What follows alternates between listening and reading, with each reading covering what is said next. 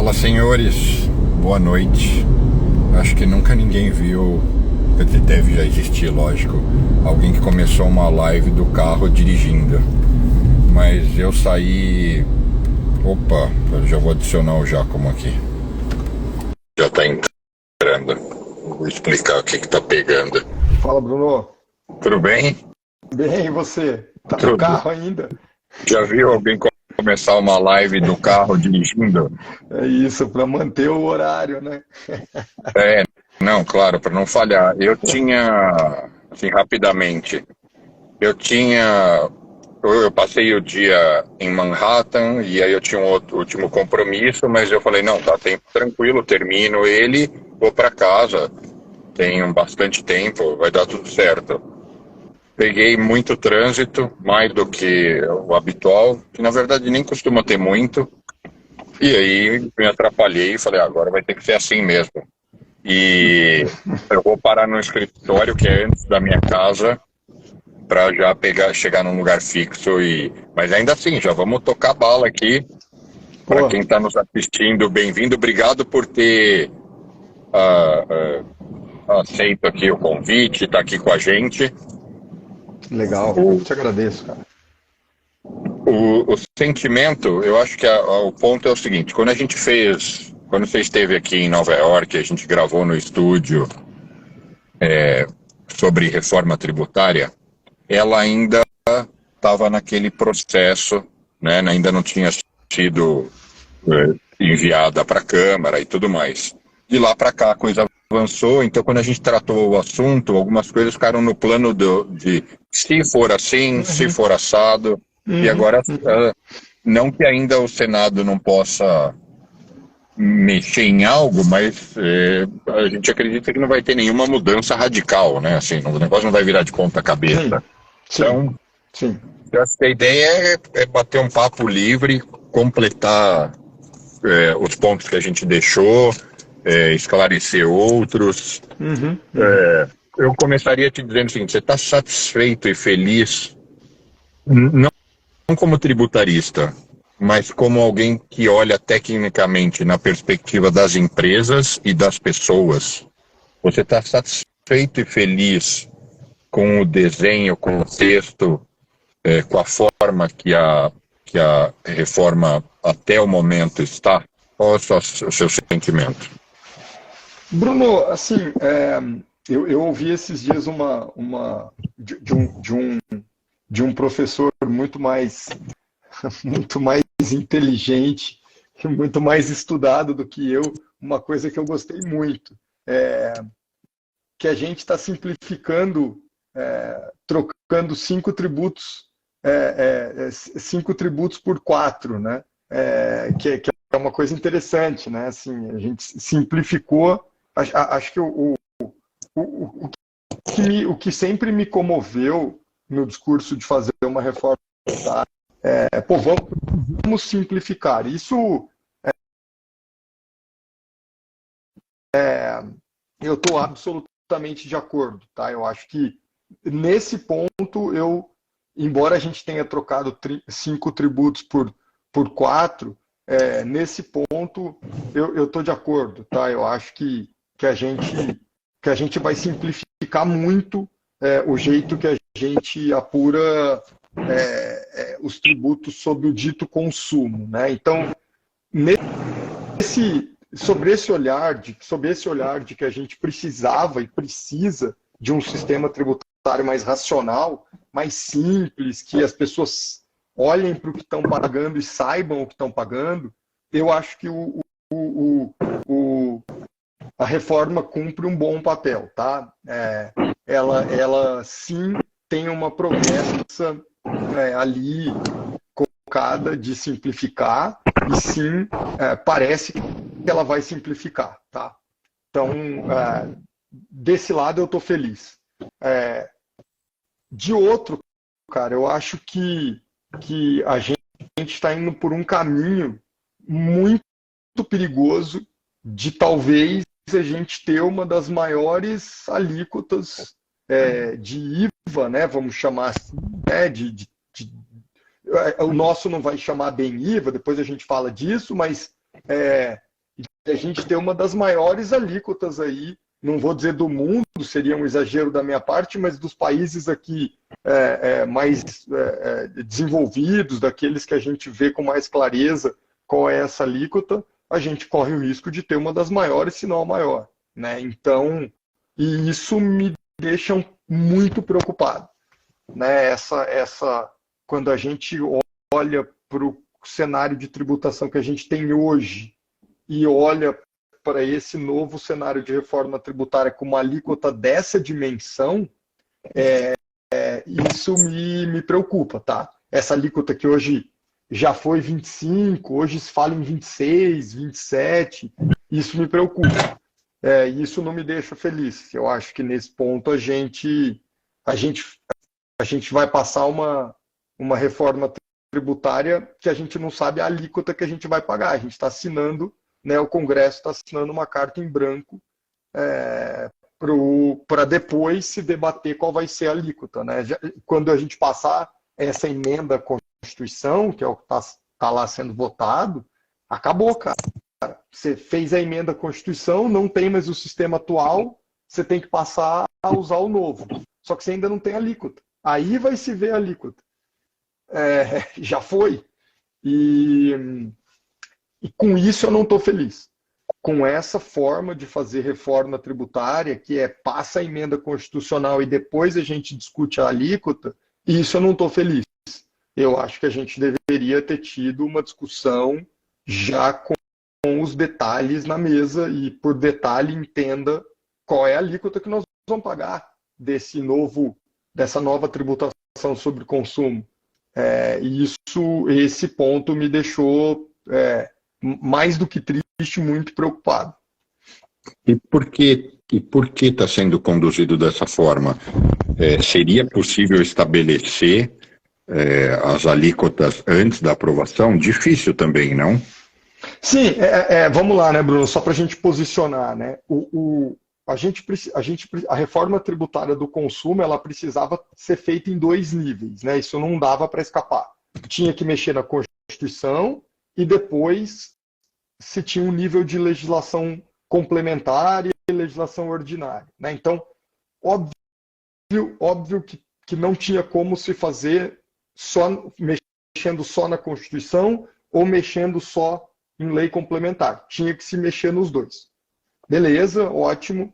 O ponto me parece que aqui, dado o impacto que isso tem na sociedade, porque eu estou mudando toda a forma como a gente tributa o que a sociedade consome, seja de produto, seja de serviço, eu deveria ter feito as duas, uma coisa, que é a Constituição, já conhecendo a lei complementar.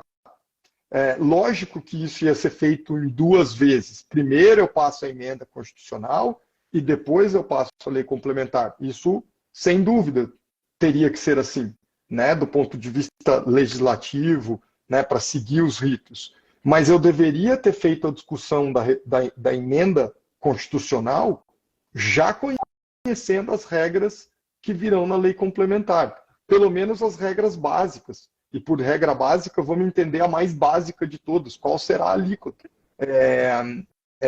Não tinha como, para responder bem objetivamente a tua pergunta, aprovar as 2 coisas juntos. Não vejo como. Mas era possível que a sociedade tivesse feito a discussão da emenda à Constituição, que é o passo 1 de tudo, conhecendo essa regra básica do passo 2, que é a alíquota. Hoje a gente não sabe. Hoje, se você me perguntar, legal, e aí, quanto é que nós vamos pagar de imposto? Não sei, não disseram alíquota para a gente ainda. Então, isso me incomodou, porque isso deixa a sociedade no escuro quanto ao tamanho da conta do que você está aprovando. Eu me sinto muito mais confortável em validar o que está sendo discutido agora, conhecendo a conta. E essa conta a gente não conhece, infelizmente, porque a lei complementar não está colocada. E, de uma forma não erudita, por que está sendo conduzido assim? Porque é uma zona, porque no Brasil as coisas são meio somebody love e vai tocando. Eu acho até que aqui buscar dizer que foi um profissionalismo gigantesco, tá, Bruno? Só que um profissionalismo da política, né? Aqui foi a forma que a política encontrou, me parece, pelos bastidores que a gente ouve, foi a forma que a política encontrou de fazer algo que a gente escuta há 30 anos que tinha que ser feito e nunca foi feito. Foi a forma que a política encontrou de fazer isso acontecer. Talvez a política tenha percebido que não aconteceria de outra maneira, entendeu? Mas ainda assim, se tivesse existido vontade política, eles teriam como ter... Porque o mais difícil é construir a proposta e colocar isso em pauta. Eles poderiam ter tido cuidado de falar, olha, é muito mais justo, transparente, honesto, que a gente também suporte. Eu tô traduzindo, né, a linguagem técnica para uma linguagem de compreensão na minha perspectiva. Ainda assim seria válido a gente apresentar as condições, né, os parâmetros dessa história, né, que é isso que não tem. Não tem, e eu concordo com você. O resultado já tem todos os indicativos de que a gente vai ter uma das maiores cargas. Nós já temos uma das maiores cargas, se não a maior carga tributária do mundo. Então, no fundo, só vai refletir isso, só que agora vai ficar fácil de ver, porque antes era um catadão de coisas e agora vai vir uma porrada só, né? Isso. Assim, para não dizer que não tem uma explicação para a gente já não conhecer essa alíquota base, né? Tem uma explicação aqui que eu dou isso aos interlocutores aí, tem falado isso muito, eles têm dito isso muito na TV, nos jornais aí, e eles estão corretos nesse ponto, porque tem uma premissa, né? Qual foi a premissa dessa reforma tributária? Era não aumentar e nem reduzir a arrecadação. Essa foi uma premissa que se colocou lá atrás, né? E isso até explica um pouco dessa questão do período de transição, como é que as coisas vão acontecendo, porque existiu uma promessa que virou uma premissa, eu diria, que a gente não está fazendo isso para aumentar a arrecadação, mas também não podemos diminuir. A ideia aqui é simplificar e tornar o sistema mais justo. Ok. Para não reduzir a arrecadação, você precisa achar qual vai ser essa nova base de contribuintes, qual vai ser essa nova base de contribuição e aplicar sobre ela essa alíquota básica, vamos chamar assim, que dê o número que a gente tem de recolhimento de tributos hoje, né? Para que eu não aumenta nem diminui. É uma conta que eu imagino estão lá os especialistas fazendo super difícil, mas tem um ponto aí que é o seguinte: quando a gente vai para o texto da reforma tributária, e aqui é Brasil, né? Aqui é Brasil, o texto que a gente está vendo ser votado hoje, ele tem previsão de alíquotas reduzidas. Então eu tenho duas possibilidades. Eu posso ter uma alíquota que ela é reduzida em 60%, e ela tem uma alíquota que é zerada. Então eu vou ter uma alíquota básica, eu vou ter uma alíquota reduzida e eu vou ter uma alíquota zero. E nesse texto está lá destacado quais são os setores, serviços, produtos que estão inseridos nessas alíquotas reduzidas e nessas alíquotas zero. Quando você olha para isso, assim, meu primeiro sentimento, o que está lá é o que a gente trata como essencial e básico, né? Médicos, questões, né, os produtos de cesta básica, questões médicas, enfim, esse tipo de coisa. Só que tem um outro bloco lá na reforma tributária que é de um regime especial, tá? Um regime diferenciado. Tá? Esse bloco é onde eu acho que a gente pode ter problema, porque lá não é um bloco de serviços e produtos que vai ter alíquota reduzida. Não é isso que está dito lá. lá está dizendo que vai ter um regime de tributação diferenciado. É isso que está dito. Que a gente também não sabe qual é. Porque, de novo, isso vai estar na lei complementar. E o que todo mundo, o que os interlocutores aí têm dito, a turma da política tem dito, pessoal, quanto mais a gente encher esse regime diferenciado e quanto mais a gente encher a alíquota reduzida e a alíquota zero, maior vai ter que ser a alíquota básica para conta de não ter queda na arrecadação fechar. Então, para ser aqui justo de por que também não existe uma alíquota, é porque até este exato momento em que o negócio está no Senado, tem gente pressionando para o seu setor ser incluído ali no regime diferenciado, ou na alíquota reduzida, ou na alíquota zero. E cada inclusão ou exclusão dessa, obviamente, altera o cálculo dessa alíquota básica aí, que vai ter que se achar para a arrecadação ficar 0 a 0. Essas exceções é o que o pessoal vem chamando de imposto seletivo que será criado? Não, isso é outra história, tá, Bruno? Bem perigosa também. O imposto seletivo, porque vamos lá, tá? Dentre os tributos que estão sendo extintos, a gente está extinguindo o IPI, né? Que é o Imposto sobre Produtos Industrializados. E o IPI, ele tem uma característica, tá? Para quem tentando ser bem simplista aqui, de ser um tributo que a gente chama de extrafiscal. O que é um tributo extrafiscal? Eu não tenho IPI para arrecadar mais ou menos. Eu tenho o IPI para incentivar ou desincentivar determinadas coisas. Então, quando a gente ouve dizer assim, por exemplo, tributo sobre perfume é muito caro. Por que tributo sobre perfume é muito caro? Quando eu vou lá olhar as alíquotas, a alíquota mais alta é a do IPI.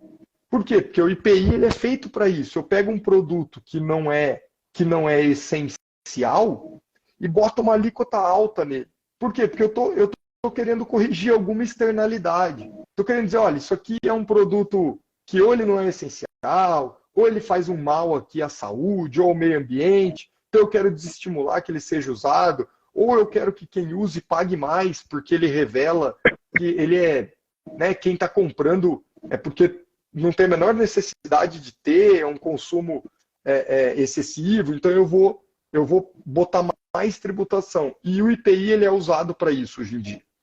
Tá? Então você pega a tabela de alíquotas do IPI, ela é gigantesca. E ela varia bastante a depender da natureza do produto. Esse imposto seletivo que está sendo criado, ele vem para cumprir turbinado, vamos chamar assim, o papel do IPI. Tá? O imposto seletivo vem para cobrir o papel do IPI, mas de maneira turbinada. Por que eu digo de maneira turbinada? Porque ele tem coisas ali de meio ambiente, né? Ele tem coisas ali voltadas, continua tendo coisas voltadas à saúde. Então, assim, ele está com uma possibilidade mais ampla, tá? De ter alíquotas diferenciadas, tem mais coisas, por exemplo, essa questão de ambiente, né?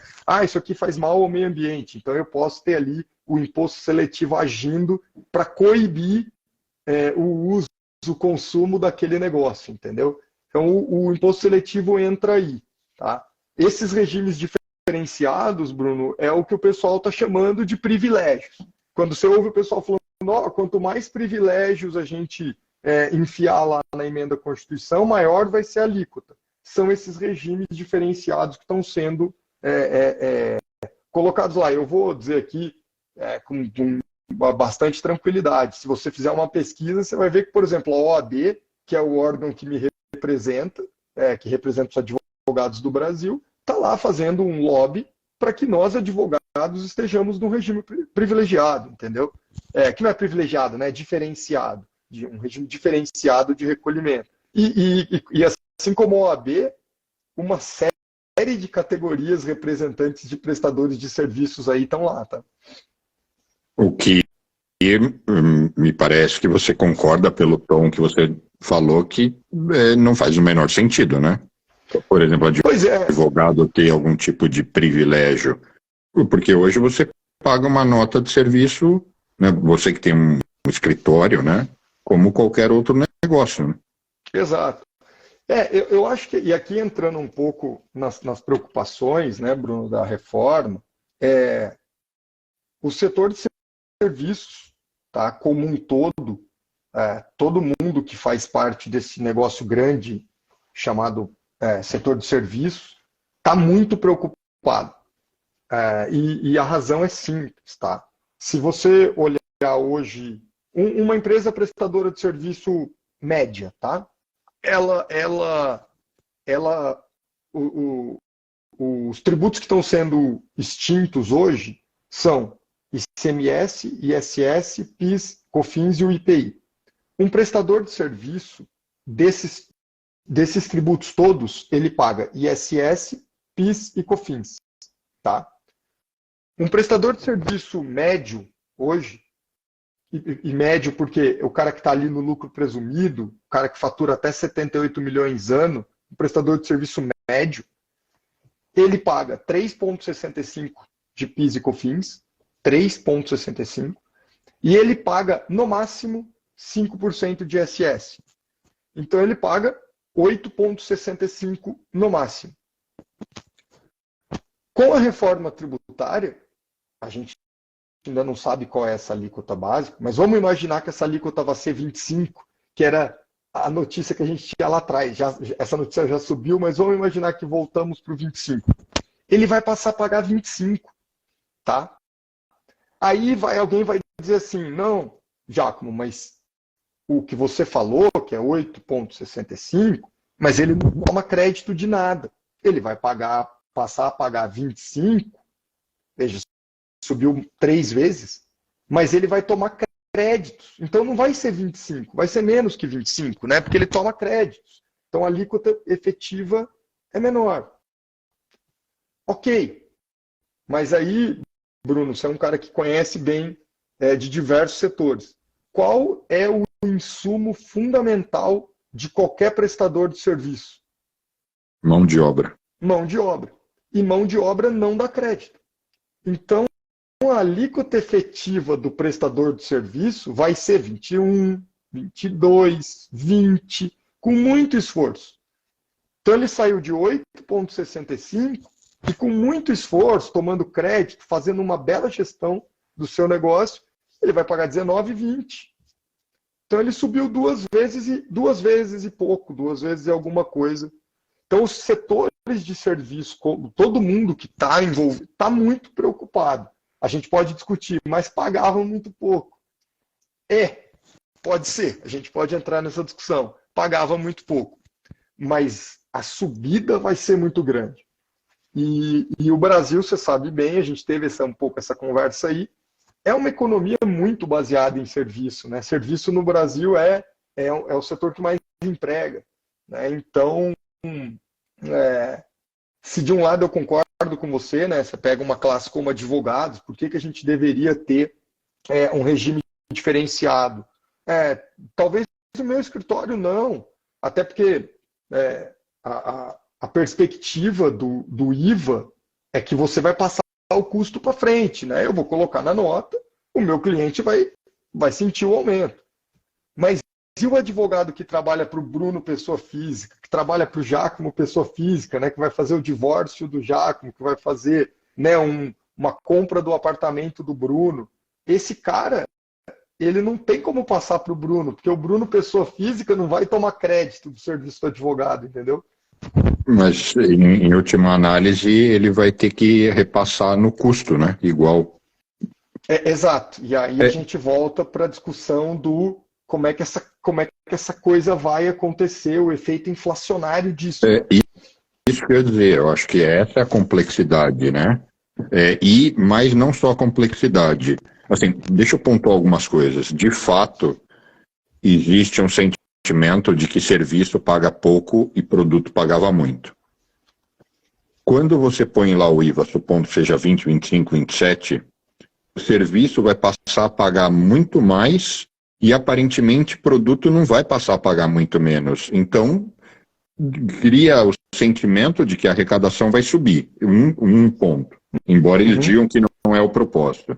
Segundo ponto, não existe outra forma da cadeia produtivo ou da área de serviços lidar com isso, que não seja, em grande parte, para não dizer na totalidade, repassar isso. E esse repasse, se a gente... Falando de conta de padaria, tá? Mas 60% da movimentação econômica são serviços. E o cara vai repassar um aumento de 10%, 12%. É assim, é uma mudança drástica no sistema econômico a ponto de criar rupturas aí, até merece uma análise com calma. Mesmo eu, como economista, nem me arriscaria a dizer, mas com certeza vão fazer com que alguns setores e alguns empresários, sejam porque são grandes ou pequenos, vão ficar pelo caminho, porque vão ter dificuldade em se manter competitivos ou estruturar uma condição de repasse que seja suportável ou que não evita, nem que seja temporariamente, aquele serviço ser suspenso. Vou de um advogado caro, eu uso o seu escritório, tá entre os melhores do Brasil, é caro. Vou lá pro tio em cima da padaria, não estou podendo pagar mais o Giacomo. Então, assim, realmente, como eu disse, merece até uma análise mais profunda. Mas voltando um estágio atrás, por que você disse que a gente está trocando 5 impostos por 4? Na verdade, são 5 por 2, não? Não era para ser isso? É que a gente, na verdade, né, a gente está trocando aqui, né, vamos lá, né, vamos para a reforma. Né? O que vai acontecer? Né? O PIS e a COFINS, eles estão sendo unidos no que a gente chama, no novo, na CBS. Né? A CBS, cuja alíquota vai ser definida pelo governo federal aqui livremente, é a união do PIS e da COFINS. O IBS, né, que é o Imposto sobre Bens e Serviços, ele está matando, está sendo a união do ICMS e do ISS. Quer dizer, não temos mais o IBS, né? Desculpa, o ICMS e o ISS, temos o IBS.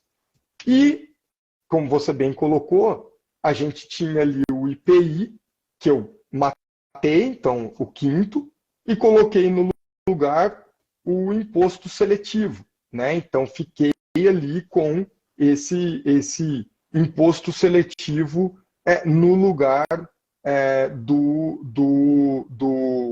IPI, né? O que reza é que ele vai ser usado, né? Porque a base dele, a possibilidade de uso dele é bem ampla para coibir essas questões ambientais e tudo mais. Então a gente está... Eu falei 4, né? Então aqui eu falei 3, desculpa. A gente está trocando esses 5 por fundamentalmente esses 3. Eu vou ter a CBS, que ela tem esse cunho federal, o IBS, que tem esse cunho estadual municipal, porque pegou um tributo estadual e um municipal, e eu tenho um imposto seletivo aqui, que é também federal, para agir onde agia o IPI. Então, desculpa, troquei 5 por 3 aqui, né? E onde PIS e COFINS vai ser absorvido? Na CBS. O PIS e a COFINS deixam de existir e eles viram a CBS. O que tem de muito bom aí, tá, Bruno? Verdade seja dita, tá? Que eu falei que foi o que me anima assim, do início. Essa vocação de ser simples me anima, tá? Se você pega PIS e COFINS hoje, a legislação de fato é uma loucura. É terrível. Para qualquer advogado aí que trata no dia a dia com PIS e COFINS, cada setor tem uma norma diferente. Ora se recolhe você vê toda essa discussão com óleo diesel, gasolina, que se recolhe pela litragem, né, por metro cúbico. Aí você vai para o negócio de serviço, por exemplo, recolhe em cima do faturamento. Aí você vai para o setor farmacêutico, tem lá os regimes monofásicos. É uma complicação, é um monte de lei. É muito fácil para quem paga PIS e COFINS errar no pagamento de PIS e COFINS. Ah, mas são só 2 tributos, já. São só 2. Mas o tanto de exceção à regra que tem de acordo com os setores é tão grande que torna muito mais fácil você errar do que acertar. A CBS, a promessa, né, é você acabar com todo, e não só a CBS, mas também o IBS, acho que a reforma geral como um todo, a promessa é você acabar com os, vamos dizer assim, regimes diferenciados, com essas bases de cálculo diferenciados. Você acaba com tudo isso. Você tem uma única base de cálculo, um único regime de apuração e recolhimento, então se torna um negócio, né, eu não vou precisar olhar uma série de legislações, eu vou ter uma legislação que norteia essa arrecadação. Então, embora seja 2 por 1, o que parece pouco, fato é que essa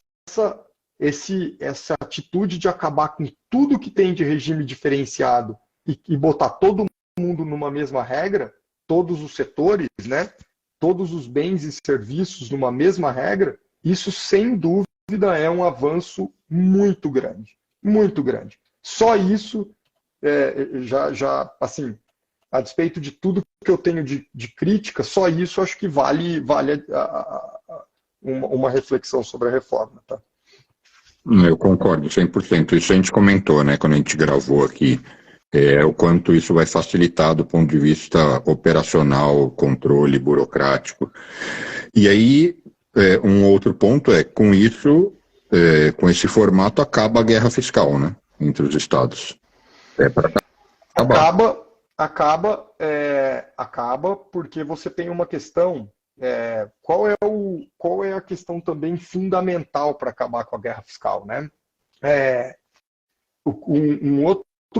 Uma outra coisa positiva que essa reforma faz é estabelecer de uma vez por todas, né, ou trazer a regra colocada de maneira clara e definitiva da tributação no destino, né? Que é um princípio consagrado da tributação do consumo, né? Você tributar no destino, ou seja, você tributar onde o consumo acontece e não onde houve a produção do bem que vai ser consumido. Então,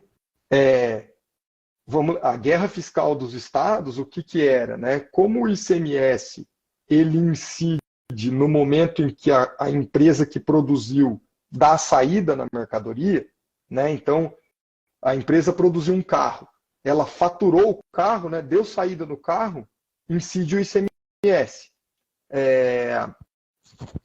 O que os governos faziam? Eles brigavam, além de brigar eles brigavam pelos empregos que aquela fábrica estava criando, óbvio, né? Pelo desenvolvimento que aquela fábrica traz. Mas como é que eles brigavam? Fábrica de carros. Cada carro que você faturar, você vai ter que pagar ICMS. Vem aqui para o meu estado e eu vou te dar isenção desse ICMS. Então você vai vender o carro e não vai pagar ICMS, porque você paga ICMS aqui no meu estado quando você dá saída no carro. Você não vai pagar. Então vem aqui para o meu estado, produz seus carros, vende para onde você quiser e você não vai recolher ICMS aqui no meu estado desde que você faça os investimentos aqui. Com a tributação no destino, o estado não tem mais esse poder, porque a fábrica vai se instalar onde ela quiser, onde for mais conveniente para ela. O carro, o recolhimento do tributo vai se dar onde o carro for consumido, vamos chamar assim, né? No lugar onde o Bruno comprar o carro. E não interessa que a fábrica está no Pará. O Bruno comprou o carro aqui em São Paulo, o recolhimento do tributo vai se dar em São Paulo, porque o consumo ocorreu em São Paulo, né? Por isso o do destino. Não onde o bem é produzido, mas é para onde ele está indo ser consumido. Isso mata, vamos dizer assim, a guerra fiscal que a gente viu os estados fazerem até hoje.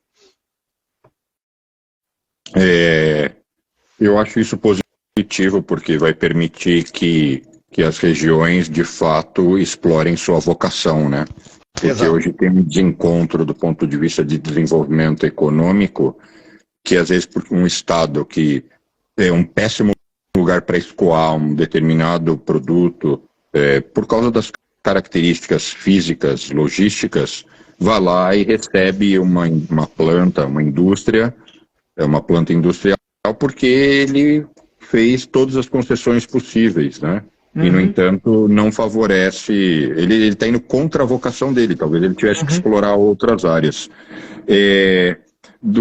A relação de como ficou o texto para tributos sobre salários e investimentos, mudou algo? Não, Bruno, vamos lá. Isso é legal, né? Isso é bacana da gente explicar aqui, né? Essa reforma tributária, essa que a gente está falando aqui e que está lá no Senado agora, ela não trata de renda, ela não trata de salário, de folha de salários, ela não trata de investimento, ela não trata de nada disso. Ela é só para bens e serviços, né? Ela é só do consumo, tá? Então, o foco dela é fazer as alterações na Constituição Federal que precisam ser feitas para mudar a tributação do consumo, tá?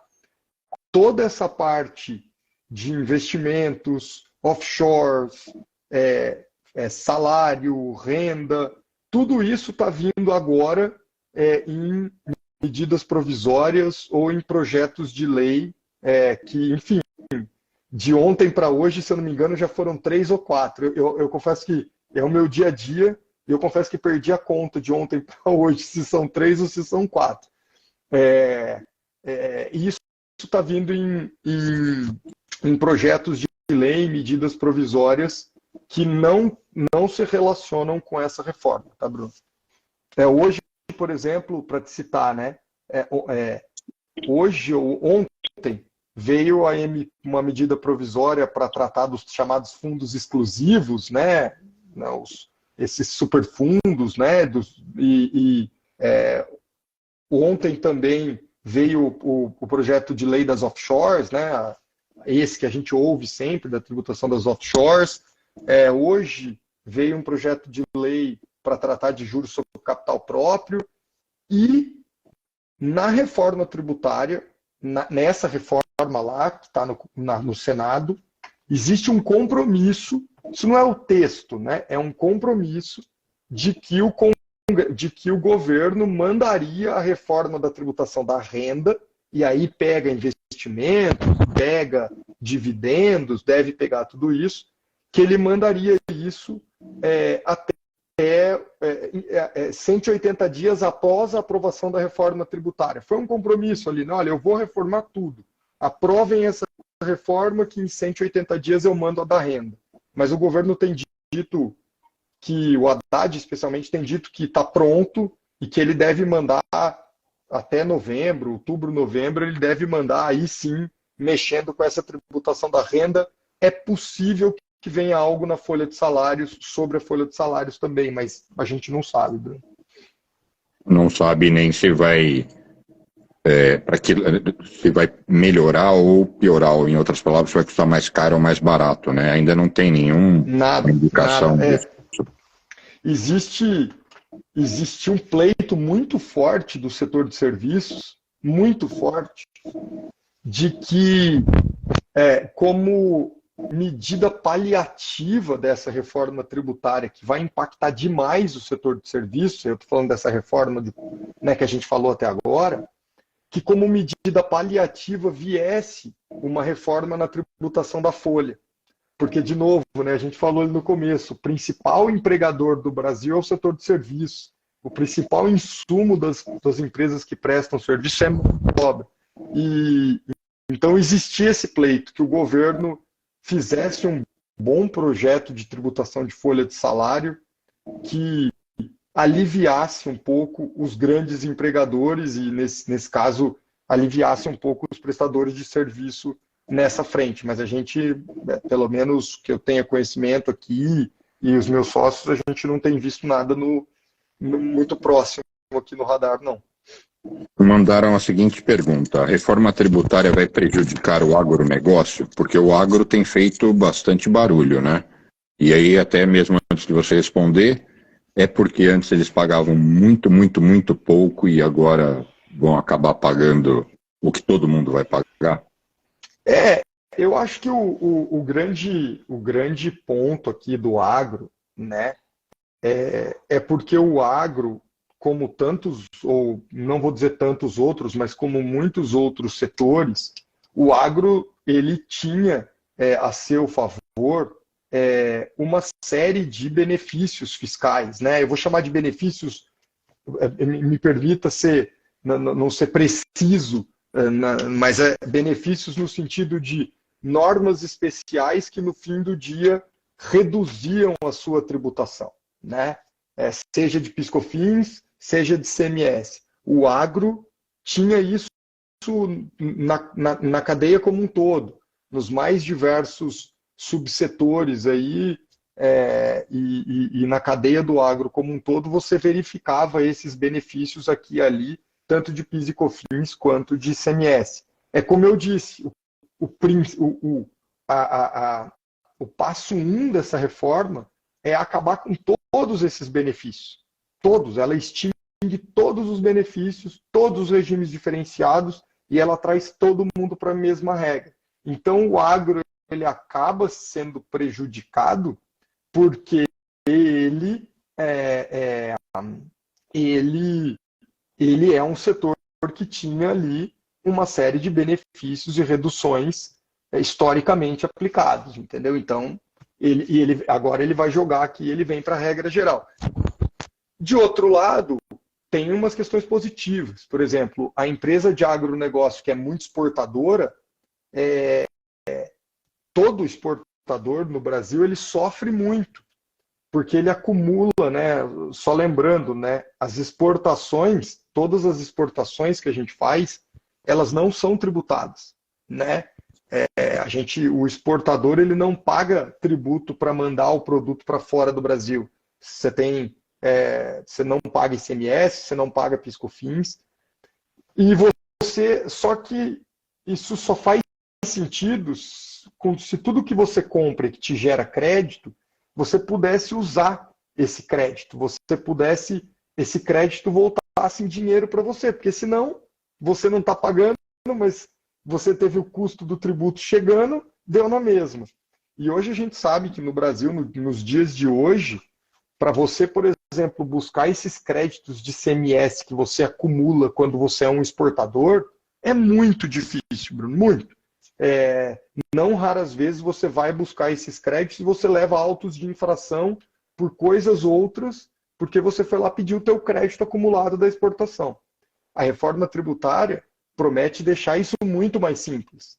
Esse crédito você vai vê-lo de forma muito mais automática, para de fato privilegiar a não tributação da exportação de produtos. Nesse ponto, o agroexportador pode se beneficiar, tá? Assim, não fiz as contas, não sentei para conversar com alguém nessa situação, mas conceitualmente pode se beneficiar. Agora, nossa, isso aí fiquei horrorizado. Os caras vão lá buscar crédito e acabam sendo autuados. Tem uma série de casos. Porque é o seguinte, né? Quando vamos dizer que você compra um produto, aí você faz alguma ali espécie de mudança nesse produto e exporta o produto que você produziu. Os produtos que você comprou, que são insumos, eles te geram créditos de ICMS para você abater com os seus débitos. Mas como você está exportando, você não tem débito. Então você ficou acumulando crédito. Existem procedimentos para você ir lá e buscar esse crédito. Olha, esse crédito que eu estou acumulando, eu tenho direito a pegar ele de volta, senão você não está dando isenção na minha exportação, porque eu estou pagando a conta dos créditos que eu não consigo tomar. Então existe o procedimento para você ir lá buscar o crédito, mas é um procedimento super difícil de ser cumprido e feito à risca nas secretarias da Fazenda espalhadas pelos estados do Brasil. E uma das coisas que normalmente acontece, e aqui não está na lei isso, mas a gente vivencia essa experiência, é que quando você vai lá e dá entrada no seu pedido para rever os teus créditos, a primeira coisa que acontece é abrir uma fiscalização na tua empresa. Uma fiscalização de rotina. Antes de eu te devolver teu crédito, eu vou te fiscalizar. E normalmente você não sai dessa fiscalização sem um auto de infração. É o que a gente vivencia no dia a dia, Bruno. Olha então, só. Os empresários pensam muito antes de pedir esse crédito de volta. Conheço bem essa dinâmica. A Bruna aqui pergunta, muito interessante, o impacto no agro pode chegar até o valor da cesta básica, por exemplo? Para os itens de cesta básica, é interessante, Bruna, que lembra que eu falei ali, esse foi um processo de negociação e se tem essa preocupação, e isso foi muito discutido. Para os itens de cesta básica, tem ali a previsão de a gente ter aquelas alíquotas reduzidas, né? Então, lembra que eu falei das alíquotas reduzidas? Então, é claro, isso aqui a gente precisa ver como é que vai ser, mas a ideia é que os itens de consumo básico, eles não sofram esse impacto que eventualmente o agro venha a sofrer. Quer dizer, isso conceitualmente, pelo que se está prevendo e pregando, não é para esse impacto chegar nos itens básicos. Mas em outros itens, é possível que a gente observe, né? Naqueles itens que fogem ao básico, que também o agro é uma cadeia enorme, né? Ele influencia uma série de coisas, né? A gente deve ver esse impacto acontecer sim, porque é um setor que vai ter a sua tributação muito provavelmente majorada. É o mesmo efeito de repasse que pode e deve existir na cadeia, no setor de serviços, no agro, em alguns setores de produto, porque o agro não deixa de ser produto. Uhum. Aqueles que têm muitos benefícios vão ter uma mudança de cenário total, por mais que tenha uma lista de produtos aí protegidos, vamos chamar assim, né? Eu diria assim, Bruno, olhando e tentando, tendo ouvido muita gente, assim, participando de muita conversa e lendo muito texto, que os setores, assim, o setor mais beneficiado com essa reforma tributária é a indústria brasileira, né? A indústria, essa, sem dúvida, vai reduzir a sua... Eu não quero cravar que vai reduzir a sua carga, eu acho difícil dizer isso agora, de novo a gente não conhece a alíquota, mas a indústria, sem dúvida, vai se livrar de uma complexidade enorme que hoje ela tem, né? E só isso já é ganho para a indústria, né? Quer dizer, se eu reduzo o tamanho das horas que eu gasto apurando tributo, eu estou reduzindo o custo, então já vai ser bom. Ao que a gente tem ouvido, vai reduzir também carga tributária, porque essa questão de poder tomar crédito de forma mais ampla, que essa reforma vai permitir, né? Mais créditos, uma regra de crédito mais elástica. Isso tende a trazer para a indústria uma carga tributária efetiva menor, né? Ela vai pagar ali o CBS e IBS, é uma carga efetiva menor do que ela paga hoje, ICMS, PIS e COFINS, e há uma complexidade menor. Então, a indústria é um setor que, sem dúvida, se a gente começa a pensar em termos de, poxa, países desenvolvidos têm indústrias desenvolvidas, isso é bom, né? Nós estamos colocando aqui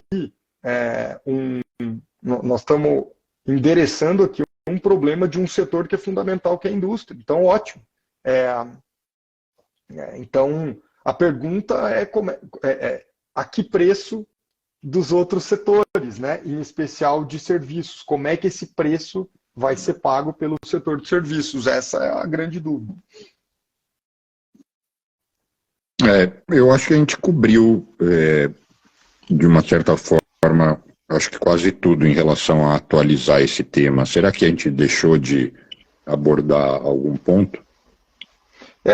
Só para falar, Bruno, um último ponto do meu lado aqui é que, embora essa reforma, de novo, né, ela seja focada ali em consumo, né, produtos e serviços, eu acho que tem um setor aqui que também está muito preocupado, que é o de tecnologia, né, porque também entra nessa turma. Então, o que a gente vê hoje de streaming, por exemplo, streaming, software, essa indústria vai ser muito impactada, tá? Porque essa indústria hoje também paga aquela alíquota que eu te falei ali.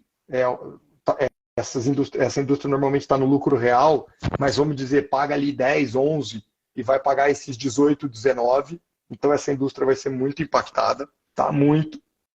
Eu acho que é importante, porque isso é algo que nos afeta no dia a dia, né? Hoje todos nós utilizamos aqui ferramentas de tecnologia, elas tendem a ficar mais caras.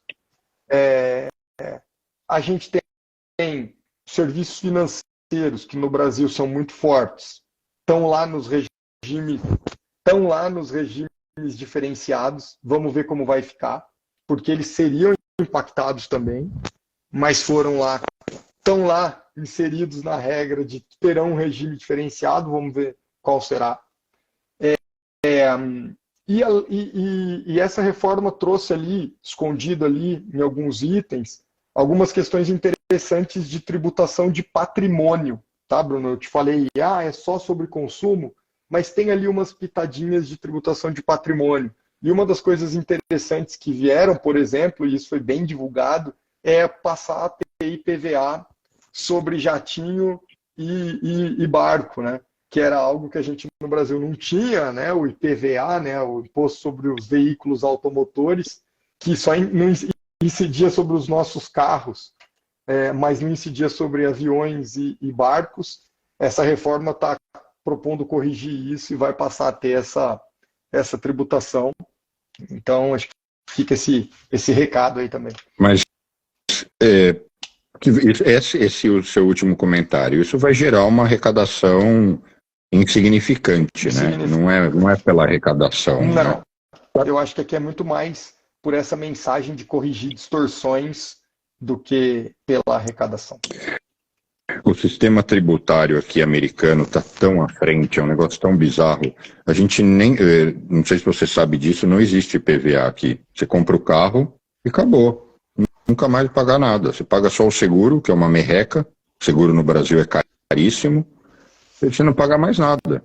Acabou, não paga mais nada. Depois de 5 anos, você revalida uma taxa, mas ela é por peso. Não importa se o seu carro custa $1 milhão, se o carro é mais pesado ou menos, mas na média é $45. Ou seja, né? Sim, é o McDonald's. É como não existisse. Existe IPTU, isso existe, mas também, não vou dizer que é mais ou menos justo, é que tudo tem a ver com o que você recebe de retorno, mas só para contrapor em relação a esse aspecto que você mencionou, o IPVA de jatos é meio para inglês ver, para parecer que, né, estamos não sei nem qual não sei se a melhor expressão estamos punindo os ricos, mas é para fazer ali uma imagem de bom moço, né? Eu acho que está inserido nessa esteira, e de novo, acho que é tudo dentro do jogo, né? Era promessa de campanha de a gente ter um sistema mais, essa coisa do sistema mais justo, né? Pagar mais quem tem mais e a gente concentrar a tributação em sinais de riqueza maiores. Então, você tem, nessa reforma tributária, foi inserido esse item para pegar jatos e barcos. Aí agora a gente tem essa MP para tributar os fundos exclusivos, né? Que são esses fundos criados por quem tem patrimônios maiores do que X milhões, para fazer sentido o fundo, só quem tem patrimônio acima de X milhões é que cria. Então, muito provavelmente vem a tributação de dividendos. Então, acho que está tudo inserido nessa esteira de estamos tentando tornar o sistema tributário um pouquinho mais justo, fazendo quem é supostamente rico pagar mais. Acho que faz parte do jogo, do discurso, vão ter acertos e erros, né? Isso aí daria uma outra live, mas eu acho que a justiça se faz pelo imposto sobre a renda, né? Principalmente.